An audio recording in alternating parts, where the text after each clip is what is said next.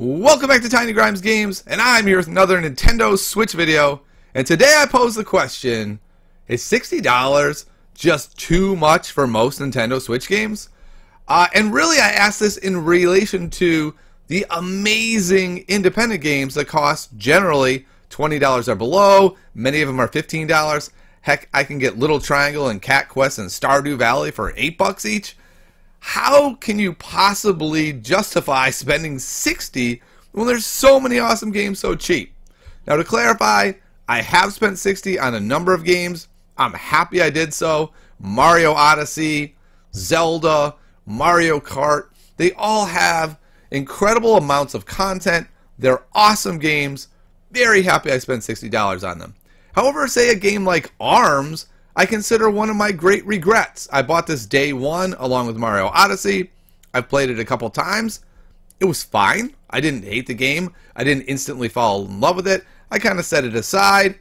But the thing is, I could have bought Rocket League that same day it was on sale for $15. That is 1/4 the price, and I could have easily bought 2 to 3 other really good games for the same price as ARMS.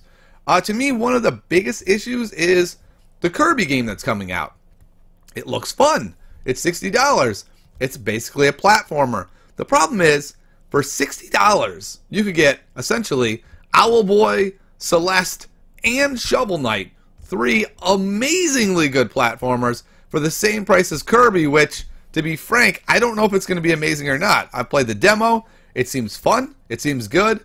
If I can play it with my daughter and the 2-player mode is good enough, it may just be worth it for that. But it's really hard for me to look at a game like Kirby and go, yeah, I'm psyched to spend $60 when I can get 3 awesome games instead. Let's see, another game like that is Doom. Doom looks like a really fun game. I can't justify spending that much money on a port that's an older game when I could just get 3 awesome games. Throw any number of games into this mix. NBA 2K is another game like this where I've debated heavily, like, I'd love to get a basketball game, but it's a port that doesn't look like it's being supported all that well, so why am I going to spend that much when I get 2 to 3 other awesome games?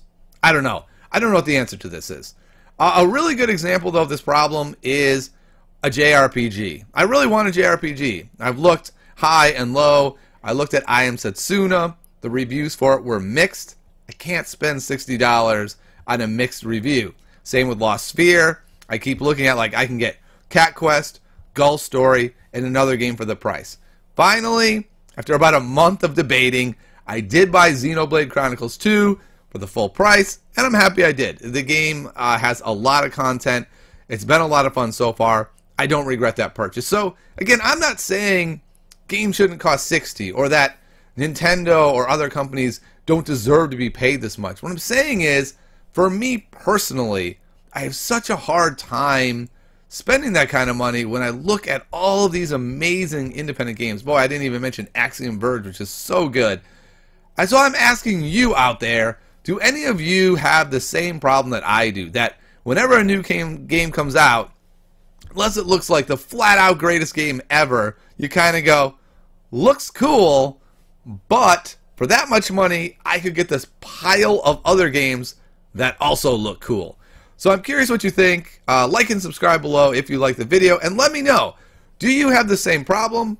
And if not, that's great, but if so, what are some full price games coming out that you're saying, you know what, I don't care, this is the next Odyssey, this is the next Zelda, I will pay the full $60 for it, and I'll see you next time on Tiny Grimes Games.